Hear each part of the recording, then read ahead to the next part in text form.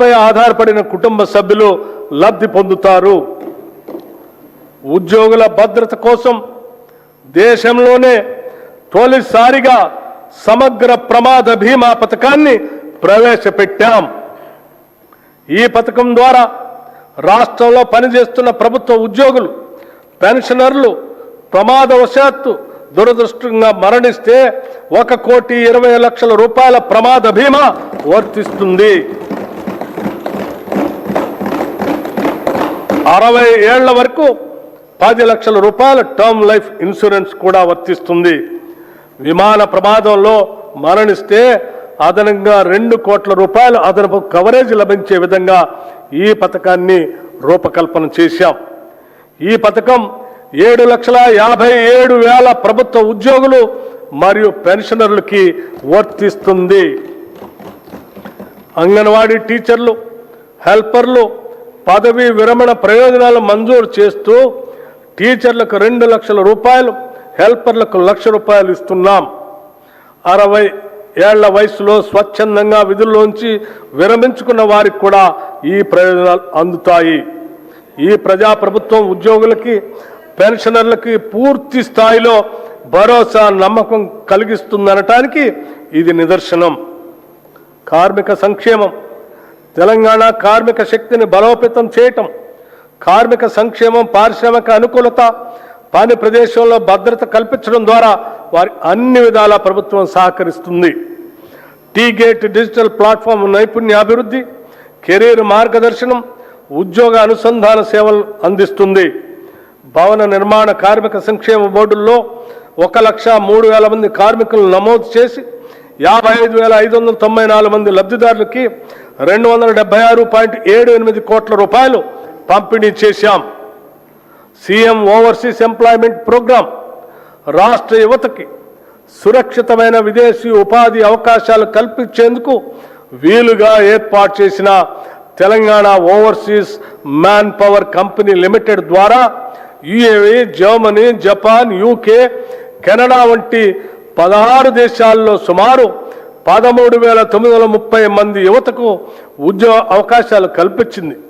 ఈ కార్యక్రమాన్ని మరింత సమర్థవంతంగా నిర్వహించేందుకు వీలుగా సీఎం ఓవర్సీస్ ఎంప్లాయ్మెంట్ ప్రోగ్రాంని ప్రారంభిస్తున్నాం. రాష్ట్ర యువతకి వివిధ రంగాల్లో తగిన నైపుణ్య శిక్షణను మరియు వారికి ఉపాధి లభించిన ఆయా దేశాలకు సంబంధించిన భాషా జ్ఞానంలో శిక్షణ ఇప్పించడం, వారికి వీసా మార్గదర్శకత మరియు విదేశ ప్రయాణానికి కావలసిన రక్షణను ఇచ్చి విదేశాలలో ఆరోగ్య సేవలు, హాస్పిటాలిటీ, నిర్మాణ పనులు, లాజిస్టిక్స్ వంటి రంగాలలో ఉద్యోగ అవకాశాలు కల్పించడం ఈ సంస్థ ఉద్దేశ్యం. ఈ బడ్జెట్లో కార్మిక సంక్షేమ శాఖకు 998 కోట్ల రూపాయలు ప్రతిపాదిస్తున్నాం. మహిళా శిశు సంక్షేమం. ఒక దేశం యొక్క పురోగతి అక్కడ మహిళల స్థితి ద్వారా కొలవబడుతుంది అని మహాత్మా గాంధీ గారు చెప్పినట్టు 3 నుండి 6 సంవత్సరాల వయసు గల చిన్నారుల ఉజ్వల భవిష్యత్తు కోసం రాష్ట్ర వ్యాప్తంగా ఉన్న 35,781 అంగన్వాడీ కేంద్రాల ద్వారా ఆధారశిల పాఠ్యాంశాల ద్వారా సుమారు 4 లక్షల మంది చిన్నారులకి అత్యుత్తమ ప్రీ ప్రైమరీ విద్యను ఉచితంగా అందించడంతో పాటు 2 జతల యూనిఫామ్లు అందిస్తున్నాం. బాల భరోసా పథకం ద్వారా అప్పుడే పుట్టిన బిడ్డ నుంచి 5 ఏళ్ల లోపు వయసున్న చిన్నారులలో పుట్టుకతో వచ్చే శారీరక, మానసిక వైకల్యాలను లేదా ఎదుగుదలలో ఉండే లోపాలను తొలి దశలోనే గుర్తించడం ద్వారా వారికి అవసరమైన వైద్య చికిత్సలు అందించి భవిష్యత్తులో అవి శాశ్వత వైకల్యాలుగా మారకుండా నివారించి వారి తల్లిదండ్రులకి కొన్నంత భరోసాని ఇస్తుంది. దివ్యాంగుల మధ్య జరిగే వివాహాన్ని ప్రోత్సహిస్తూ తమ వైవాహిక జీవితాన్ని సంతోషంగా ప్రారంభించేందుకు వీలుగా 2 లక్షల నగదును మన ప్రభుత్వం కానుకగా అందిస్తుంది. స్టేట్ న్యూట్రిషన్ మిషన్ ద్వారా మన పట్టణాల్లోని పేదలకు అదనపు పౌష్టికాహారాన్ని అందించే లక్ష్యంతో ఈ ఏడాది కొత్తగా 274 మొబైల్ అంగన్వాడీ కేంద్రాలను ఏర్పాటు చేయబోతున్నాం. పాలనా పథకం ద్వారా పనిచేసే మహిళల పిల్లల కోసం రాష్ట్ర వ్యాప్తంగా 500 అంగన్వాడీ కమ్ క్రష్ సెంటర్లు ప్రారంభిస్తున్నాం. ఈ కేంద్రాల ద్వారా పిల్లలకు పౌష్టికాహారంతో పాటు డే కేర్ సేవలు అందించి వారిని జాగ్రత్తగా చూసుకోవటం జరుగుతుంది. రాష్ట్రంలోనే మొట్టమొదటిసారిగా వృద్ధుల సంక్షేమం కోసం 37 ప్రణామ్ డే కేర్ సెంటర్ని మంజూరు చేశాం. ఈ బడ్జెట్లో మహిళా శిశు సంక్షేమానికి 3,143 కోట్ల రూపాయలు ప్రతిపాదిస్తున్నాం. షెడ్యూల్డ్ కులాలు తెగల సంక్షేమం డాక్టర్ బిఆర్ అంబేద్కర్ గారు చెప్పినట్లు రాజకీయ ప్రజాస్వామ్యం సామాజిక ప్రజాస్వామ్యంగా మారనంత కాలం స్వాతంత్రానికి అర్థం లేదు. అంతరాలు లేని సమాజం కోసం మా ప్రభుత్వం నిరంతరం కృషి చేస్తుంది. షెడ్యూల్డ్ కులాలు షెడ్యూల్డ్ తెగలకు సామాజిక న్యాయం చేయాలనేది మా ప్రభుత్వ ముఖ్య ఉద్దేశం. వసతి పాఠశాలలు నైపుణ్యాభివృద్ధి కార్యక్రమాల ద్వారా షెడ్యూల్డ్ కులాలు షెడ్యూల్డ్ తెగలకు ఉద్యోగ అవకాశాలు కల్పించడానికి కృషి చేస్తున్నాం.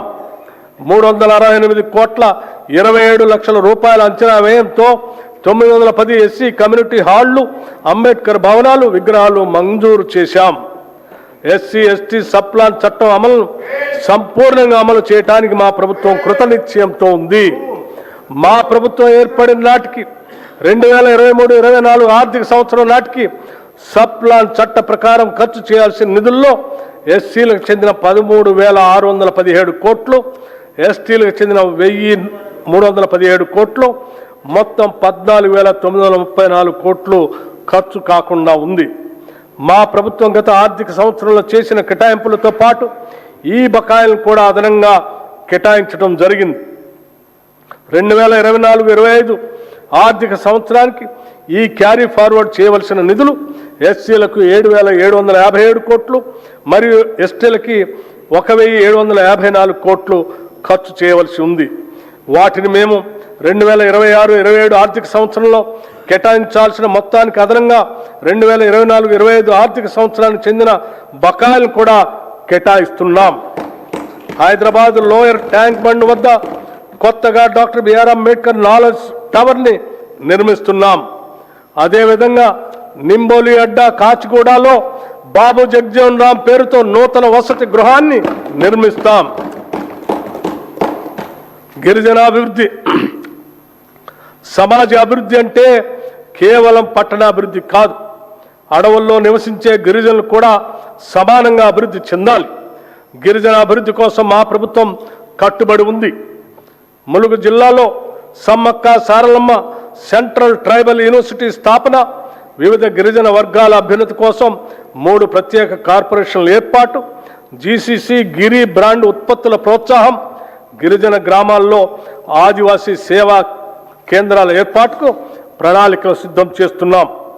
గిరిజనులు సేకరించే అటవీ ఉత్పత్తులకు న్యాయమైన ధరలను కల్పించడం ద్వారా తెలంగాణ గిరిజన సహకార సంస్థ వారి జీవనోపాధి అవకాశాలని మెరుగుపరుస్తుంది. ఈ బడ్జెట్లో షెడ్యూల్డ్ కులాల సంక్షేమానికి 11,784 కోట్ల రూపాయలు, షెడ్యూల్డ్ తెగల సంక్షేమానికి 7,937 కోట్ల రూపాయలు ప్రతిపాదిస్తున్నాం. వెనుకబడిన తరగతుల సంక్షేమం